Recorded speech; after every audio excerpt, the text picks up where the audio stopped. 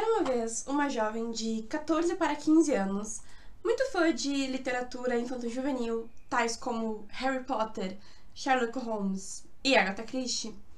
Essa menina, ela estava embutida dessa paixão por esse tipo de literatura. Aos seus 15 anos, curiosa, sem ter muita coisa para fazer na sua escola que estudava, resolveu ir até a biblioteca da escola e retirar um livro. Este livro em questão era um livro chamado Senhor dos Anéis, escrito por Tolkien. Bom, a Ana, ela sabia que existia uma rivalidade entre os mundos de Harry Potter e Senhor dos Anéis e resolveu tirar essa história a limpo para decidir qual dos dois era o melhor.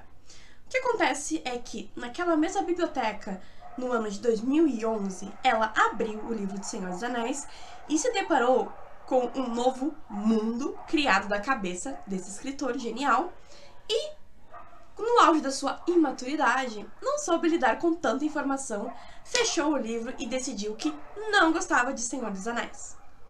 12 anos após o fatídico dia em que decidiu que não gostava de Senhor dos Anéis, esta mesma jovem, hoje uma mulher que vos fala, decidiu dar uma chance para a trilogia de filmes. Como eu tinha dito anteriormente no vídeo da Daisy Jones, eu tô numa fase de assistir primeiro a adaptação cinematográfica ou a adaptação para TV, para depois decidir se vale a pena ou não, se vai ser um tipo de literatura que vai me agradar.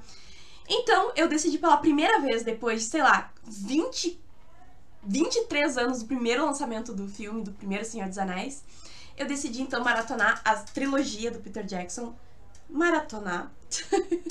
E aqui eu vou contar pra vocês sobre tudo o que eu achei sobre a minha primeira experiência assistindo a trilogia do Senhor dos Anéis.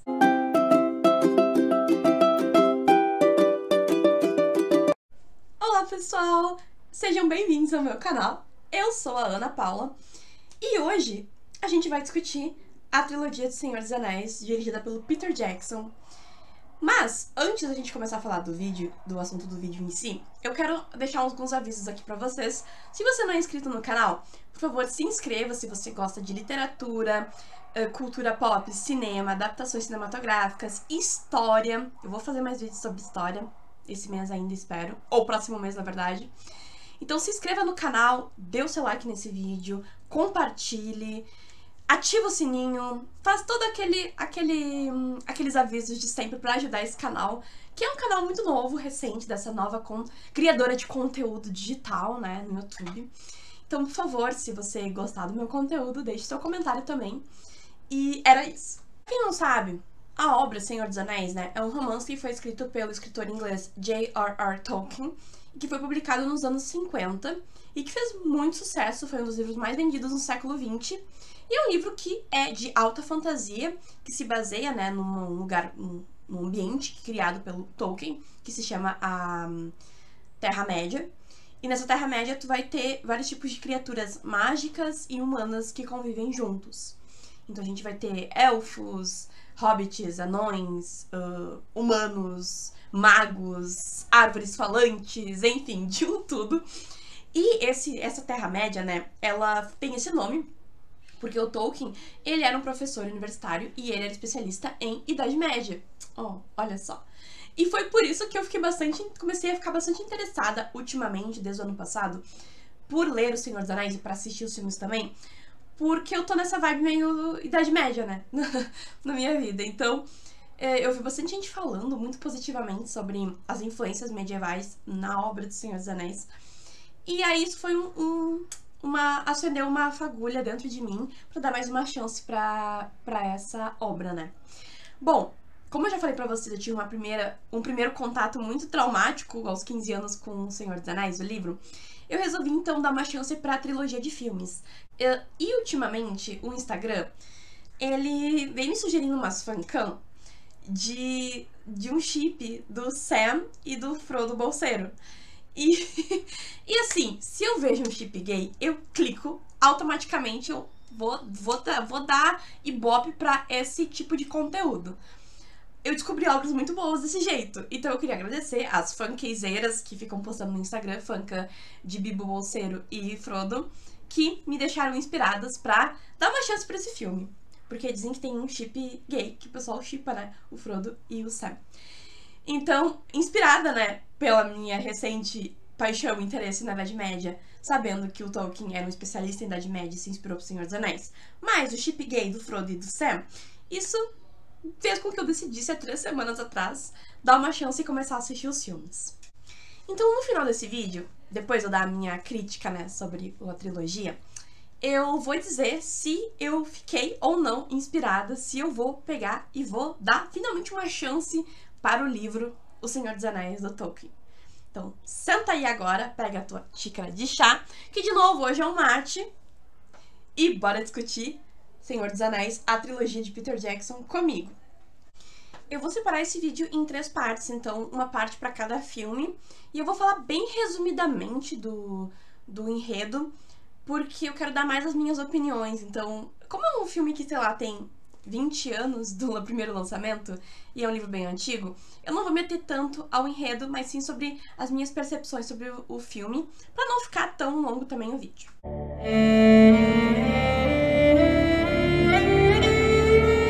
Bom, A Sociedade do Anel, que é o primeiro filme, foi lançado em 2001. Resumidamente, a gente vai acompanhar a história do Frodo, o bolseiro, que recebe a missão do seu tio e do mago Gandalf, o Cinza, recebe a missão de levar esse anel super poderoso, que se comunica com o mal, que vai despertar a força do mal para destruir toda a Terra-média. Ele tem que levar esse anelzinho até a terra de Mordor, que lá tem um vulcão e essa cinza, essa lava vulcânica destrói o anel. E aí acaba com essa treta toda que o mal tá atrás do anel. Bom, nessa treta toda aí, a gente vai ter esse da Terra-média, né? A gente vai ter nesse universo vários seres mágicos. Então a gente vai ter elfos, homens, anões, magos, hobbits. Hobbits como o Frodo e o Bilbo Bolseiro, que são sobrinho e tio, né? O Gandalf, ele é um mago. O Gandalf, o Cinza, é um mago. A Sociedade do Anel vai se formar, vão ser vários representantes desses seres que vivem na Terra-média, para ajudar, eles vão ser meio que os cavaleiros que vão ajudar o Frodo a realizar essa tarefa, que é chegar até aquele vulcão e destruir o anel. Então, a gente vai ter os 4 hobbits que vão participar, que são amigos do Frodo, o Sam, que é o fiel escudeiro dele, o Pippin e o Merry. Todos eles são amigos do Frodo, então eles vão fazer parte da Sociedade do Anel, porque eles querem ir junto com o Frodo resolver essa missão. Nós vamos ter também o anão, o Gimli, eu esqueci como é que a gente fala o nome dele. Ele é um anão. E o Legolas, que vai ser um elfo, os elfos e os anões, eles não se bicam. Então a relação dos dois é muito engraçada, porque eles vivem dando farpas um pro outro. Mas enfim, o Legolas é um elfo, arqueiro, enfim, ele é muito inteligente, esperto. Ele também vai fazer parte da sociedade. Nós temos o Gandalf, que é representante dos magos. E também nós temos os humanos. Nós temos o Boromir, que é filho do regente do reino de Gondor. E Aragorn, que é o filho do último rei de Gondor. Ou seja, o herdeiro legítimo que está exilado da terra de Gondor. Então, pois bem, nós temos esse grupo de 9 pessoas que estão ajudando o Frodo Bolseiro a levar o anel até o vulcão. Bom, além desses 9 cavaleiros da Sociedade do Anel, que formam a Sociedade do Anel, a gente também vai ter outros personagens como os elfos, né, na Terra dos Elfos. E a gente vai ter uma personagem bastante importante para a narrativa, principalmente do Aragorn, que é a elfa, que é interpretada pela Liv Tyler, a elfa Arwen, ou Arwen. Ela é o interesse romântico, né, do Aragorn. E eu gosto muito de como a gente acompanha, é apresentado a esses 9 personagens. E eles vão ser meio que os coadjuvantes, né, da história. E o Aragorn, como eu tinha dito antes, ele é o legítimo herdeiro do reino de Gondor. E o Aragorn, ele é como se fosse o cavaleiro medieval ideal, sabe? Aquele cavaleiro cortês, aquele cavaleiro leal, muito correto, justo, sabe? Valente, bravo. E uma coisa que eu acho muito boa na Sociedade do Anel, que as dinâmicas dos personagens se dão em duplas. Então a gente vai ter a dupla do Frodo e do Sam. A gente tem o Legolas e o Gimli, esqueci o nome do anão, que eles, né, como eu tinha dito antes, não se bicam, anões e elfos historicamente, mas eles têm que trabalhar juntos, então é muito engraçado essa birra entre eles. A gente vai ter também o Merry e o Pippin, que são outros dois hobbits. E a gente vai ter o Aragorn, que ele vai destoar um pouco, ele vai ter esse interesse amoroso dele com a Arwen, que ele vai deixar ela, né, e vai levar um colar dela pra essa missão. E nós temos também o Gandalf, que acaba sobrando, né. O Gandalf, ele é meio como se fosse o guia, né, dessa grande excursão. O filme, ele tem 3 horas de duração. Ele é muito longo. Durante o filme, eu pintei a minha unha, eu pedi uma pizza, a pizza demorou 1 hora pra chegar, ela chegou, eu comi, eu deitei no meu sofá e o filme ainda tava rolando. Então, assim, eu achei um filme bom pra primeiro filme de uma trilogia. Eu acho que, apesar de ter 3 horas, o ritmo, ele até que funciona. No meio do filme que a gente fica um pouco entediado, porque basicamente a grande parte do filme é o pessoal seguindo o percurso, né, do caminho e os percalços que eles vão ter.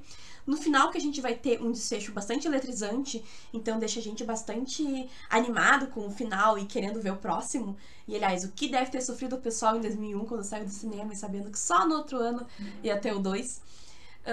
Pra quem não sabe, no final, né, o Gandalf e o Cinza vai morrer pra salvar, né, pra ajudar a salvar a Sociedade do Anel. Então os 8 sobreviventes vão seguir a viagem até que as forças do mal, que é daquele olho de fogo, vão alcançar eles, que esse exército tá perseguindo eles pra pegar o anel, e vão entrar em disputa. Então o Boromir, que é o segundo humano que tá junto no grupo, ele acaba morrendo pra defender os hobbits, porque ele deu uma treta com o Frodo, porque o anel, gente, ele é muito cobiçado e ele conversa contigo, ele te convence a querer pegar e colocar ele, a usar ele. Quando tu usa ele, ele te controla. Então, o Frodo, que estava carregando, que era o portador do anel, ele estava sofrendo muito com a influência do anel e o desejo de usar. E o Boromir também ficou tentado. Então, depois dessa treta que ele teve com o Frodo, e o Frodo fugiu com o Sam, esse exército na mesma hora chegou lá no acampamento deles e o Boromir sentiu culpa e resolveu ajudar os outros hobbits, que é o Pippin e o Merry, a se salvar.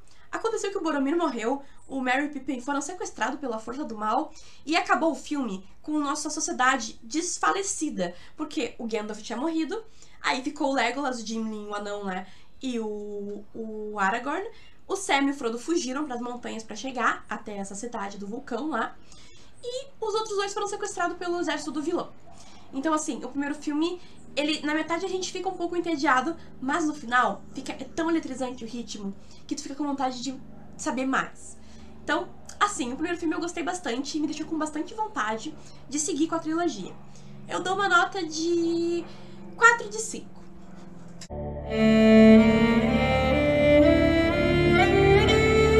O segundo filme, ele vai começar no momento que acabou o primeiro, né?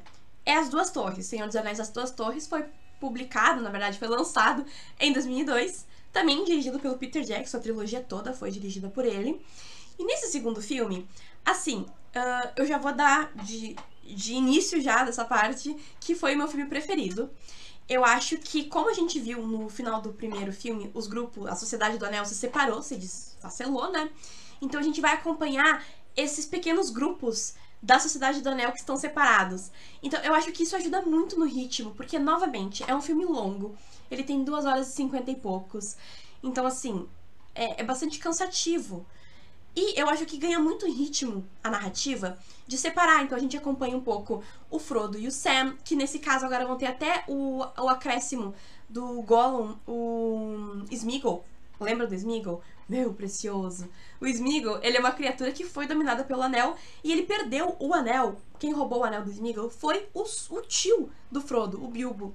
Então o Sméagol tá atrás desse anel desde aquela época e ele encontra o Frodo, ele segue o Frodo e ele meio que ajuda o Sam e o Frodo a chegar até a cidade de Mordor pra meio que passar a perna neles e pegar o anel. Então a gente acompanha essa parte da narrativa.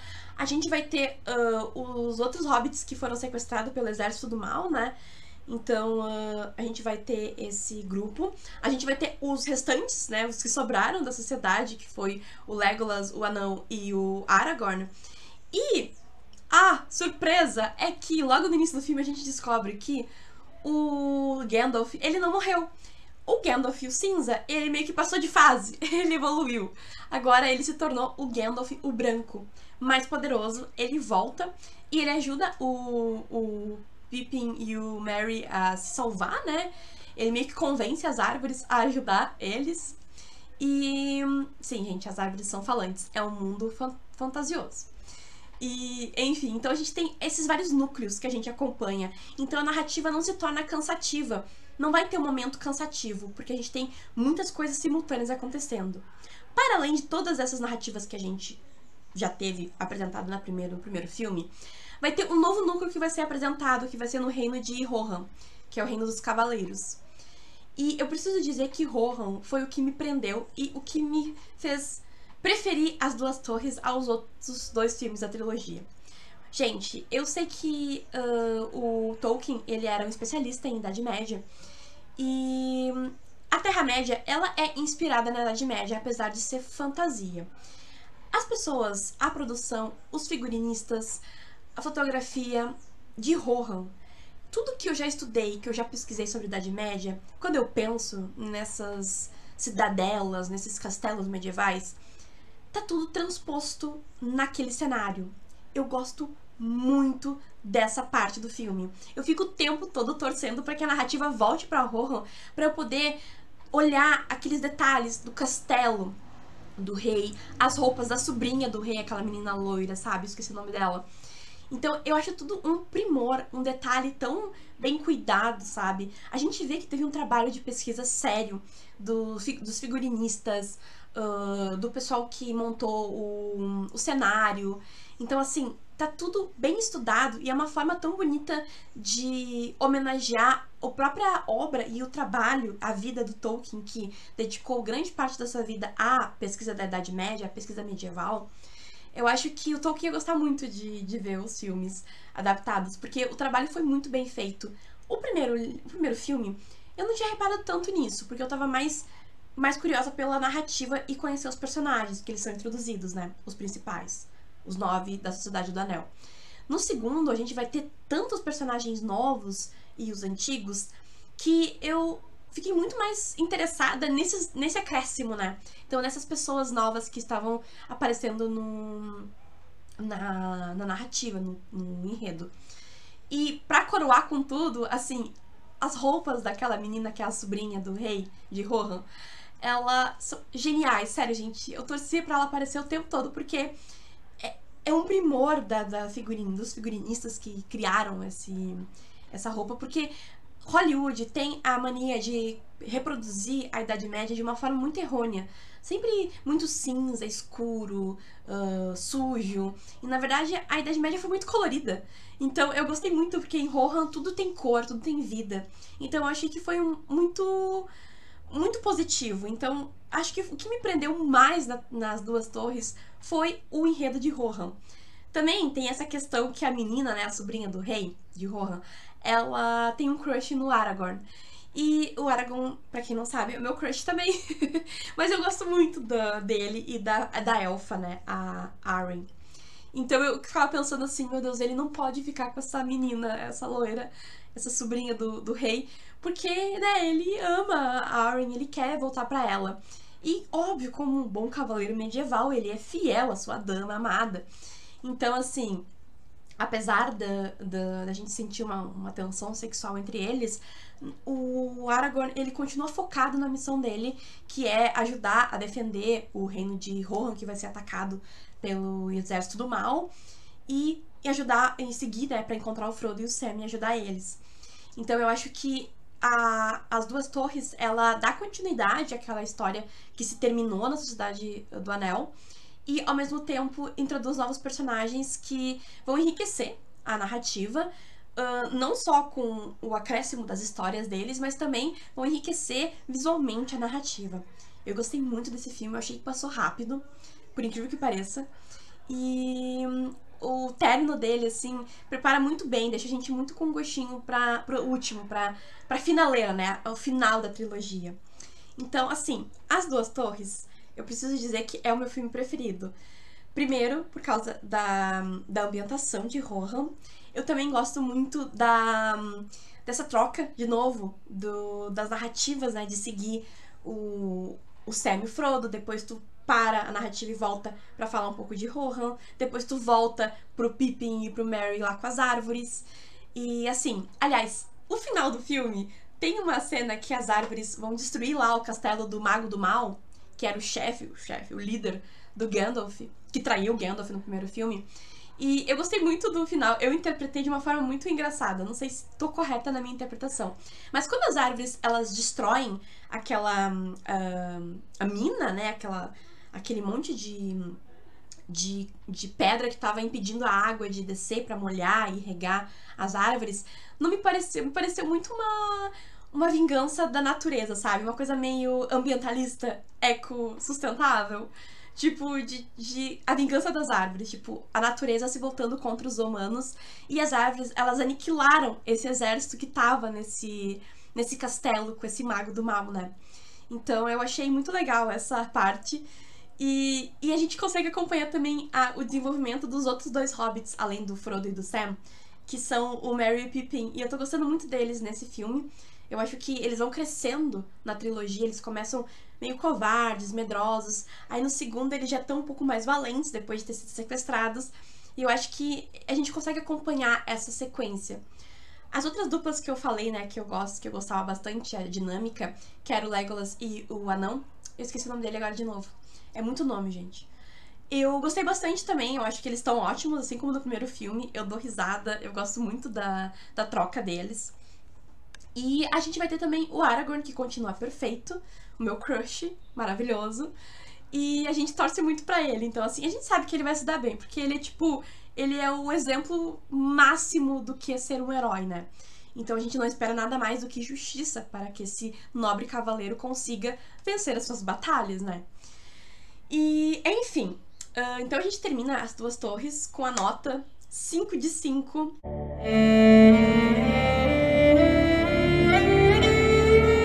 Em 2003 nós vamos ter o lançamento, então, de Senhor dos Anéis, O Retorno do Rei.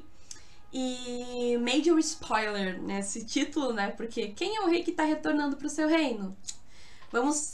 Saímos de Rohan e vamos para um outro reino dos humanos, que é Gondor, né? A gente vai ter, então, mais um acréscimo de mais personagens e mais uma história que a gente já conhecia um pouco, né? Porque do que foi contado com esses personagens coadjuvantes, ou não tão coadjuvantes, né? Eu acho que o Aragorn é, junto com toda a Sociedade do Anel, na verdade, são coadjuvantes ilustres, porque eles são essenciais. Mas a gente vai ter, então, Gondor, que vai aparecer agora. De novo, o trabalho de figurino e de construção de cenário perfeito. Gondor é lindíssima. Assim, eu não li o livro, então eu não tenho como saber como o Tolkien escreveu.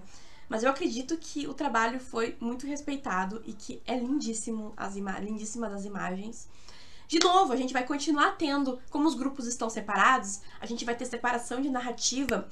E nesse terceiro filme a gente vai acompanhar muito mais do Sam e o Frodo e essa dinâmica deles com o Sméagol, que tá tentando minar a amizade deles pra conseguir separar os dois, o Sam deixar de lado o Frodo e ele conseguir pegar o anel do Frodo, porque o Frodo ele tá cada vez mais fraco por influência do anel, porque ele tá resistindo ao anel, o anel quer que ele use ele e que domine, né? O anel quer dominar o Frodo e o Frodo tá resistindo.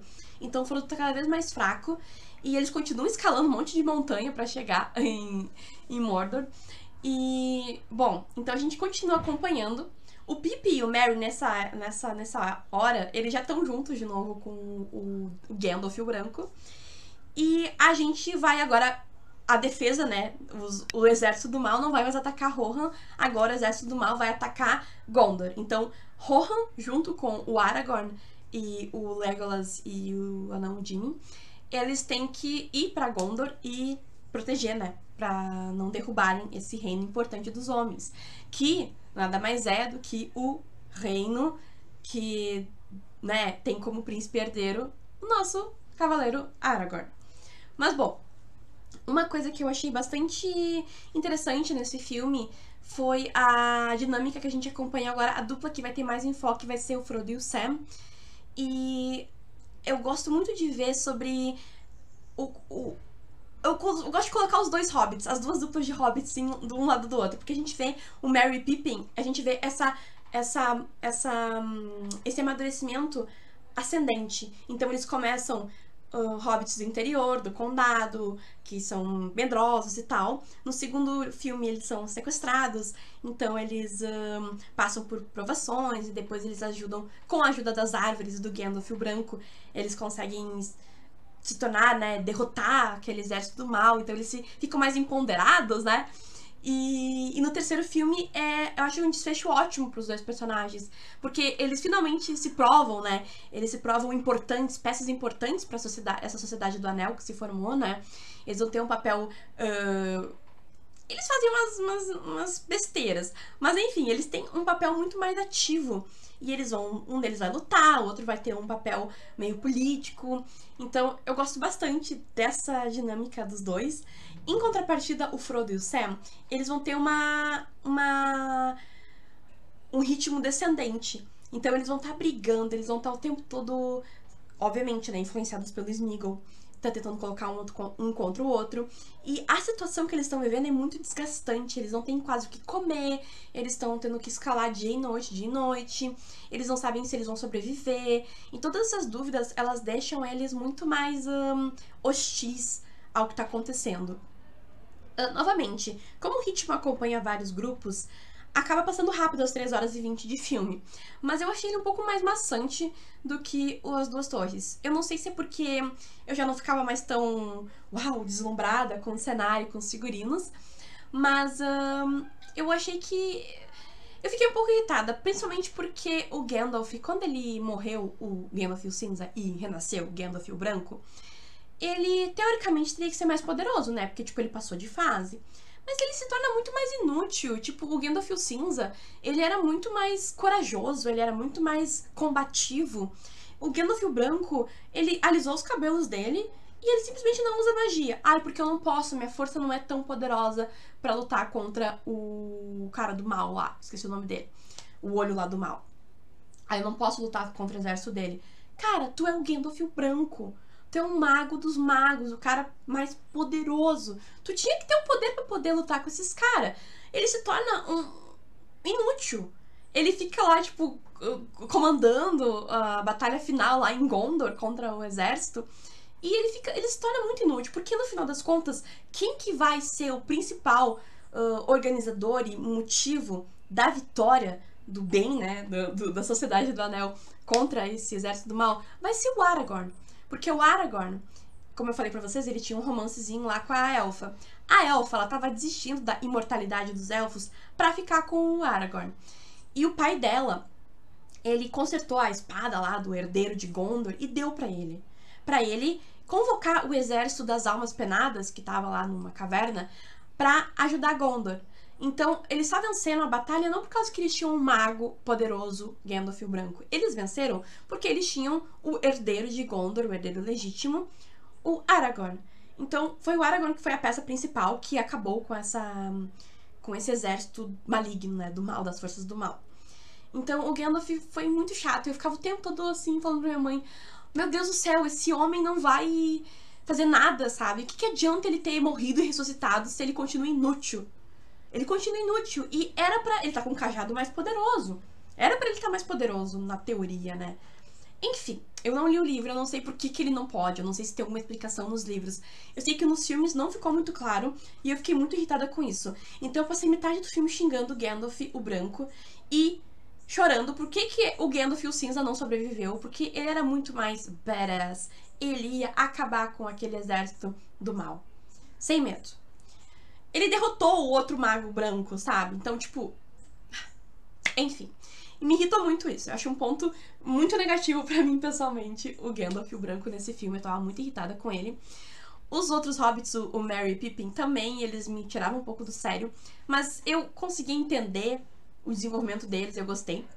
Uma coisa que eu não gostei foi que faltou tela pro Legolas e pro Anão. Eu gostava muito da dinâmica dos dois nos dois outros filmes. No segundo eles já tinham perdido um pouco de tela.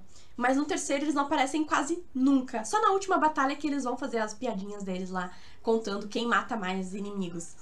Mas eu achei que faltou. Eu sei que não dava tempo de mostrar tudo, né? Foi 3 horas e 20. E tinha que dar prioridade pro enredo final, que era: vamos conseguir destruir o anel ou não? E no final das contas, o Frodo, ele chega até o vulcão e ele... Quando ele chega lá, ele não tem coragem de jogar o anel. Ele se deixa dominar pela força do anel. E o anel acaba só sendo destruído porque o Sméagol pega o anel e cai na lava do vulcão. Então, assim, o desfecho acaba que o Frodo lutou pra no final ele não conseguir resistir. E, bom, se eu me irritei com bastante coisa nesse terceiro filme, no Retorno do Rei, alguns pontos positivos que eu gostei bastante foi o desfecho do Aragorn, que sim, o rei que retornou foi ele, ganha spoiler no título. E a Arryn, ela desiste de ser uma elfa e ela resolve se tornar mortal como os humanos pra poder ficar com o Aragorn, eu acho, finalmente, porque eu tava com muito medo dele acabar com aquela menina loira lá de Rohan. E ela também... essa menina também, ela tem um desenvolvimento muito legal, que ela é sobrinha do rei e ela acaba virando uma guerreira no final, na guerra final, né? Na batalha final. Então eu gostei bastante do desenvolvimento dela também. Um ponto positivo, muito empoderada. Outro ponto positivo que eu gostei também foi o desfecho. E já vou dizer por quê. Bom, depois que o anel é destruído, né? E o Frodo, ele volta pro condado junto com o Sam. O Sam, ele se casa com uma menina que ele tinha crush antes de viajar. E 4 anos se passam depois disso, né?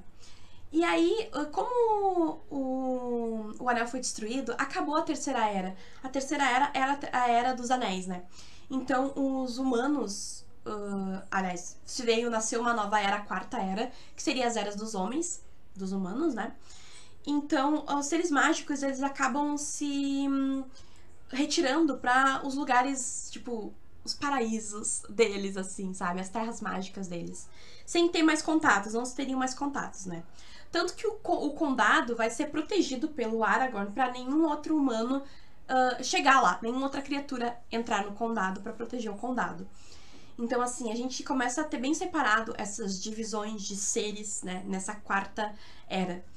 E... Bom, e aí, nesse final, nesse desfecho, o Frodo, ele escreve um livro, contando a história, a aventura dele, né?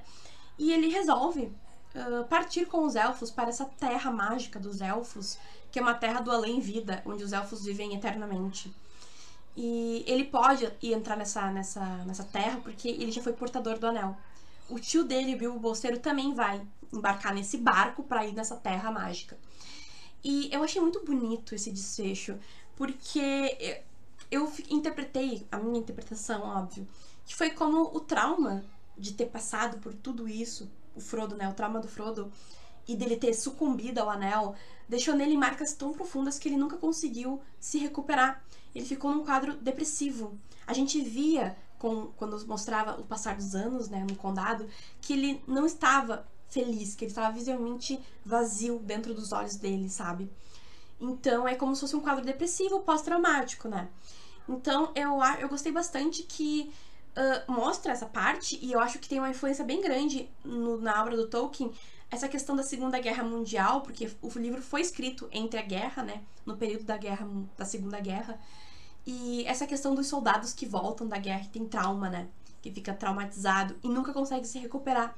Porque o Frodo, ele não se recuperou. Ele desistiu de tentar superar e ele simplesmente embarcou nesse barco que, na minha interpretação, é como se ele tivesse desistido da vida. Como se ele tivesse tirado a própria vida. Então, é como se fosse os soldados que voltam da guerra e tiram a própria vida porque não conseguem lidar com o trauma. Então, eu achei bastante bonito, triste. Eu fiquei muito emocionada nesse final, assim, quando eu comecei a me dar conta de que ele tava indo pra morte, né? Porque ele não é um elfo, ele não vai viver pra sempre lá. Mas que ele vai tentar se curar disso, então, como se esse além-vida curasse ele, e o sorriso que ele dá pro Sam. Sério, eu preciso dizer pra vocês que sim, eu shippo eles muito. Eu shippo tanto quanto amigo, quanto como casal, porque eu acho que a dinâmica dos dois é muito boa. E eu gosto muito no terceiro filme, que mostra bastante essa briga, dessa ruptura deles. E o Sam sempre, sempre fiel, escudeiro. Sério, o Sam é meu personagem preferido no terceiro filme. Assim, e ele merecia mais, o Sam. Porque, assim, ele até tem um final feliz, ele casou, teve filhos. Mas, assim, cara, não existe ninguém mais fiel do que o Sam. E o Frodo, tipo, abandona ele, sabe? Mas eu sei que eu pesquisei depois no final do filme, eu acabei o filme e fui pesquisar sobre o que significava esse final. E eu descobri que no livro o Sam também, a esposa dele morre, e ele vai junto com o Frodo pra esse mundo dos elfos. Então é como se os dois desistissem da vida juntos, sabe? Eu achei mais bonito. Mas eu achei muito emocionante essa interpretação que eu tive do mundo dos elfos ser o além-vida, né? Tipo, o paraíso. E do Frodo ter desistido da vida. Então, eu não sei se eu tô viajando. Deixa nos comentários aqui o que tu acha, se eu tô viajando muito ou se você tá de acordo que é isso mesmo.